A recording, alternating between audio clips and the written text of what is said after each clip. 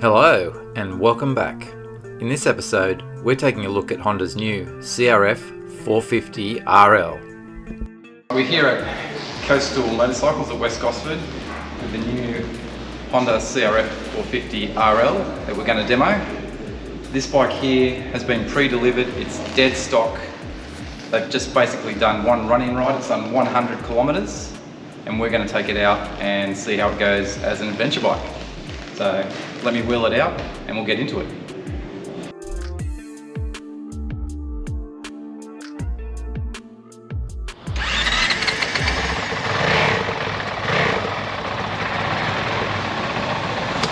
Alright, let's see what this can do.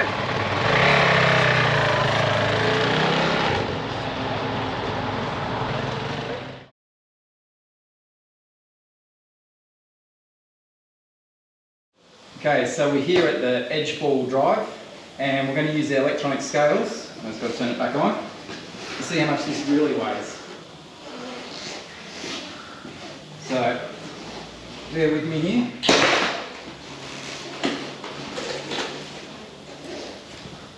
Okay, what do we have there, Shannon? Have a look. We have 70, and on the front, 64. So how's your maths? It's not too bad. So does that make 120, 134? 134. Okay, so 134 kilograms fully fueled. Let's take it out on the road and see how she goes and then hit the bush.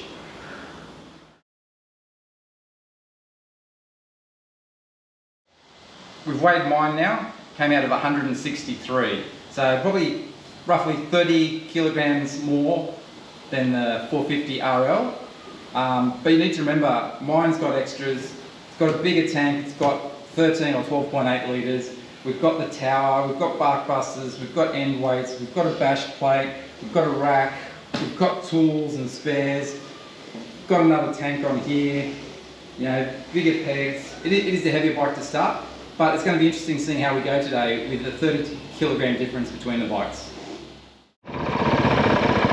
Alright, I'm on the bike now on the road, and the first thing I notice,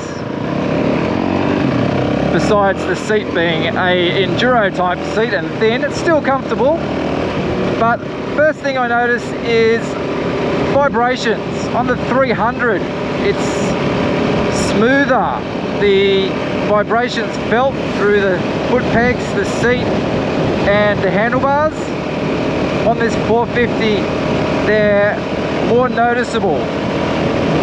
So the power, I'm only still on the road, I'm probably going a little bit fast.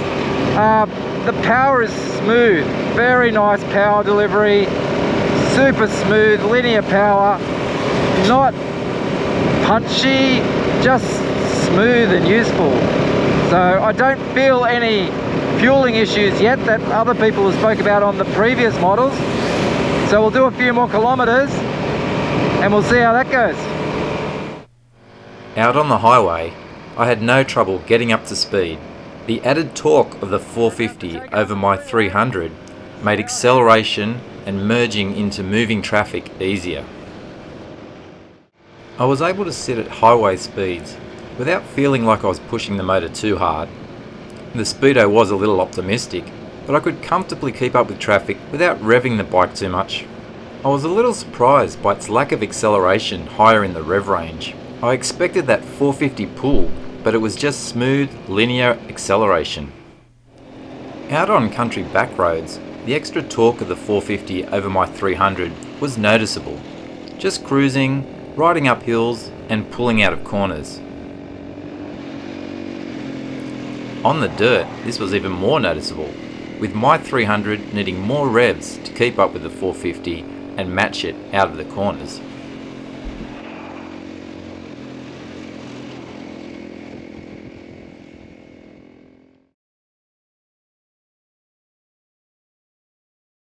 Shannon's on the 450 now. What we're going to do is just do a little bit of an acceleration test. So far I'm loving that motor. The torque off the bottom is great. It's not overly powerful, but it's super smooth and just linear with its power delivery. So we're going to see how it compares to the 300 in modified trim. I'm expecting that to pull ahead and stay ahead. So select first gear. Are you ready? 3, 2, 1, go.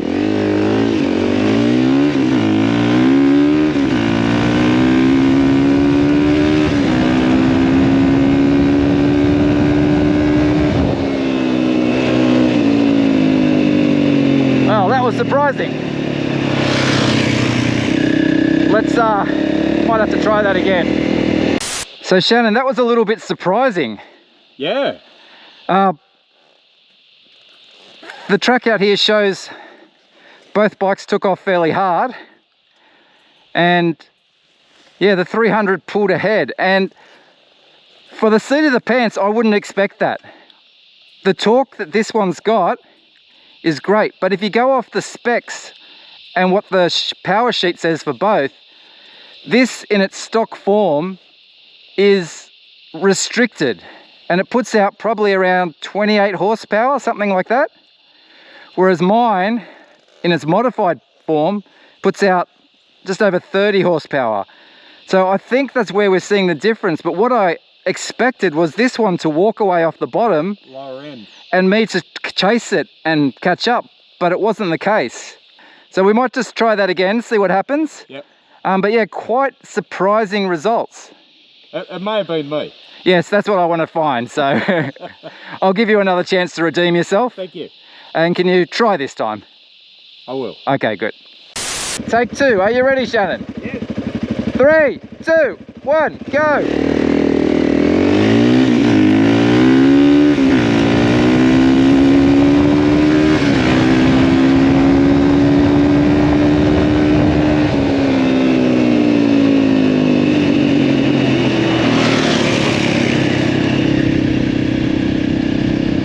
So again, Shannon had a better start that time. I had to try a bit harder, but I was still able to pull in front.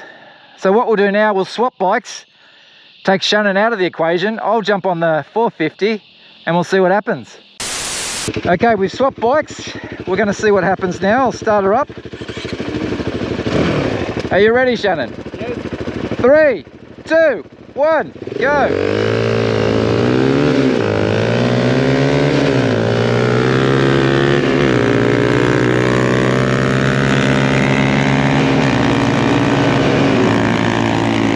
Okay, so I can definitely feel what's going on now. Let me just pull over here. This bike is dead stock, so straight off the showroom floor. Stock airbox, stock snorkel, stock exhaust, everything's stock. The power delivery is beautiful, but once you get to that mid and top range, it feels restricted. So that's where the restriction is. So Shannon, I felt what I saw then in the races. The bike off the bottom, as I said before, the motor's got torque and it's smooth, but once you get to that mid-range, you can feel the restriction. You twist the throttle to the stop and not much happens. Yes. Whereas this is set up from mid-range to make power and pull all the way through, and that's what we're seeing. So with that one, you can tell straight away there's plenty of potential. Yes. But you've got to spend money on it to get that out, don't you? Exactly, but I like the power delivery that has now. Yep. Yes, it's not quick, let's say, but it's easy and it's quiet. So let's continue our testing and see how we feel at the end of the day. Yeah. All right, so I'm going to spend some more time on that now, and we'll go do, so we've been doing main road stuff and does it all easy. Let's do something a little bit off to the side and see how we go. Sounds good.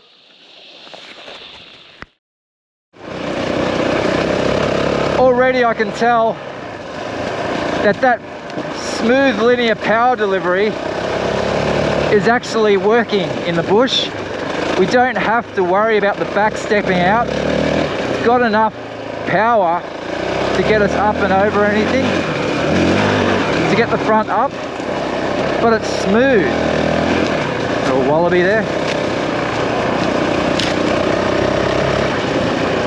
Even with these stock tyres on, which are road trail tyres or more your 50/50, it's hooking up well. The suspension is so good. Coming off my bike with set up suspension, this bike is just as good. I'd say the stock suspension is fine. And then if you do have to spend money on it, it's only going to be springs. I don't think you'll need to spend on actual valving.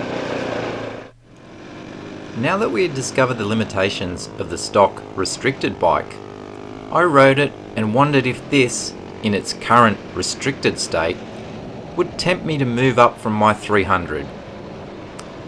I rode the 450 a bit more aggressively, but the power, acceleration, torque and fun that I was expecting was not there. I suspect Mr. Honda has hidden it away to pass increasingly stricter emission laws. It was now time to return the bike and have a chat about what we really thought about it.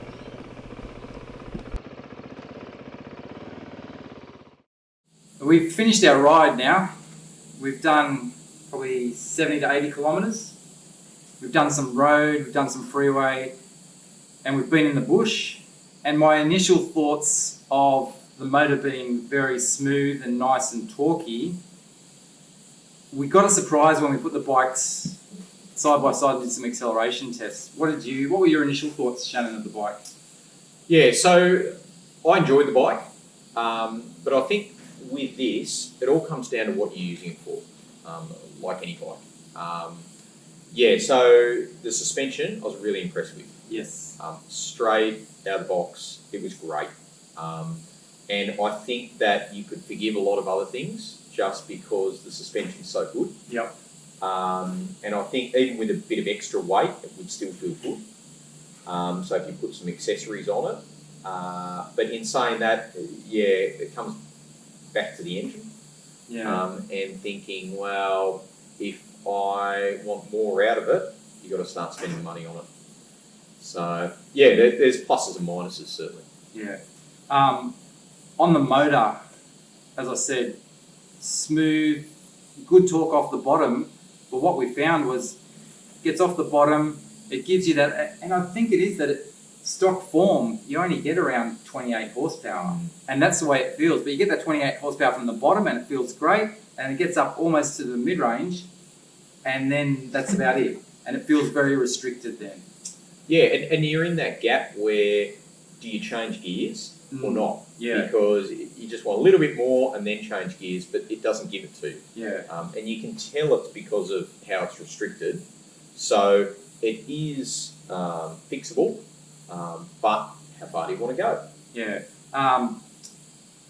The two things that reading the internet are the elephants in the room. One of them is the snatchy throttle, and people saying it's unrideable stock. I didn't find that at all. Shannon had one store which maybe broke down to that, maybe not.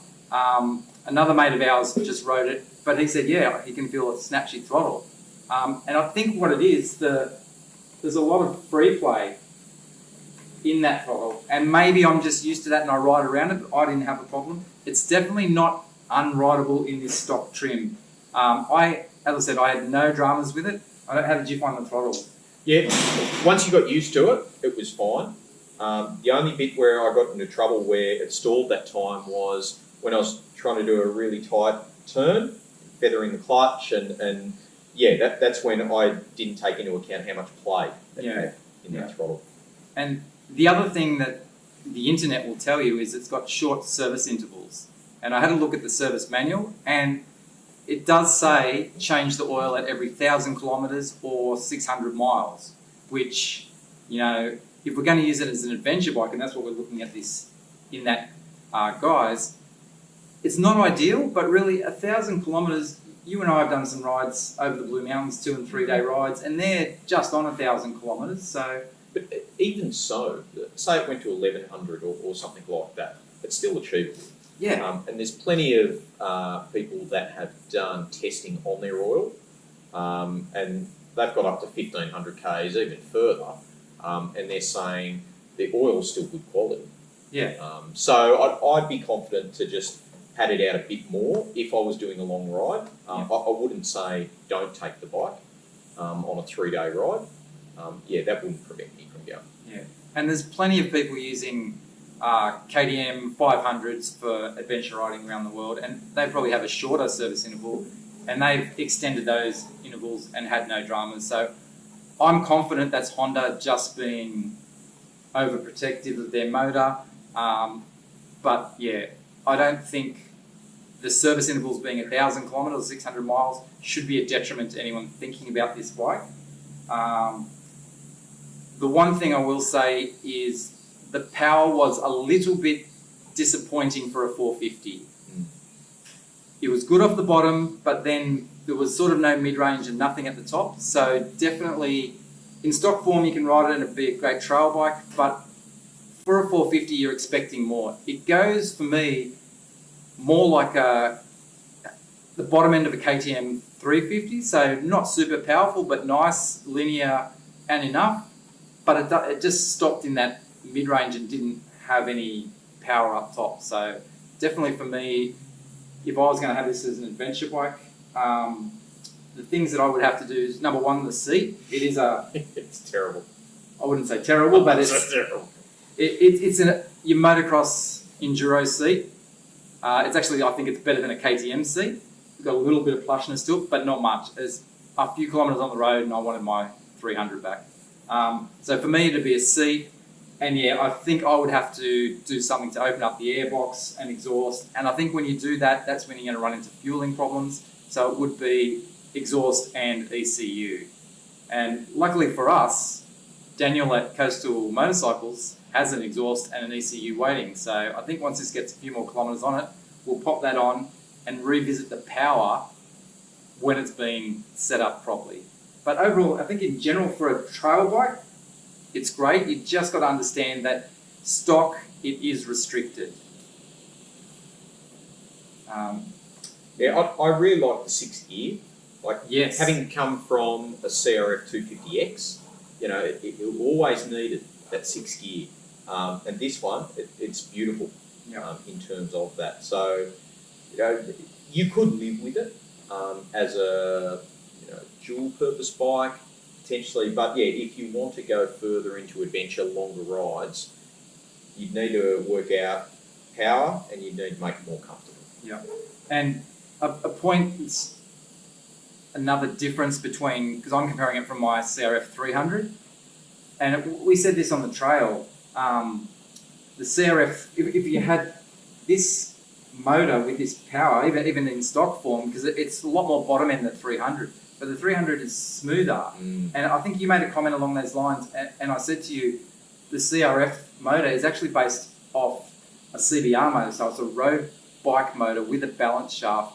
And that's one thing you do notice with this, you do feel vibrations through the handlebars, through the seat, through the pegs, but it's not uncomfortable, it's just there, it's noticeable. On the freeway, probably because you're at the higher revs, it tended to go away. I found it wasn't as bad. I could feel it through the bars, but even mine, I felt it through the bars till I put bar end weights and a little bit of setup. So I wasn't too worried about that, but you do feel it through the seat and through the pegs more than my bike, and that goes to the comfort and fatigue, I think, as well, for on a longer ride. Yeah, you need to bear in mind, my 300 is pretty extensively modified. We have the 301cc big bore kit in it, so that's probably why it's pulling away from this. But I was the same as you. Went into this with the idea of how would this make an adventure bike, and would it make me want to sell my 300 and move to the 450? And at the moment, no, because of the versatility of the 300, the smoothness of the 300 and the comfort. And they're all things we might be able to get out of this. But as you said, as a base, if we're comparing stock to stock, this is a lot more powerful than the stock 300. But for an adventure bike, yeah, I'm not sure I'm happy with my 300, and this hasn't tempted me yet. If you wanted a trail bike, and I think this is where this sits, and probably where Honda should be aiming it, as a trail bike, or if you're in America, a dual sport bike, something you can ride to the trails and ride on the trails. This is awesome. As you said, 6 gear makes it great. The motor and power delivery is great. But it doesn't, it's probably suited to that if you had a DRZ 400, you know, you wanted to update. This is probably your modern day DRZ 400. It's a great trail bike and it's got a lot of potential. For that bike that can do anything from motocross, enduro, trail, and then all the way up to adventure, this is it. And if you don't want a European, if you don't want the KTM or any of the KTM copies, because we're talking about Honda and we're talking about Japanese, and it's probably got a better name in the way of reliability, and people will probably trust this if they've come from a Japanese background and their Japanese motorcycle background, and they're a bit hesitant about going to the Europeans with their ready to race and higher maintenance schedules. But as I said, maintenance schedules I don't even look at anymore because I'm happy with this. But yeah, I think for a Japanese-based motorcycle, it's definitely filling that void that no one else has touched since the DR400. That's our review after spending a few hours with the CRF450RL. Quite impressed with it off the bat. The suspension is great. The motor is smooth, but as we said, runs out of a bit of puff in stock form. But definitely it's got a lot of potential. Has it swayed me from the 300? No, but that may change when we ride it after it's been de-restricted and with exhaust and the ECU. And I'm just thinking, some of those vibrations that I'm feeling might be because the exhaust is restricted. And I found that on my bike, changing the exhaust changes the feel of the harmonics of the bike. So I'll reserve my opinion on it until we've ridden it de-restricted form. But as it is, great trail bike, great starting point. But for me, I'm still happy with my 300. We'll retest this bike once it is de-restricted. For now, thanks for watching, and we'll see you next time.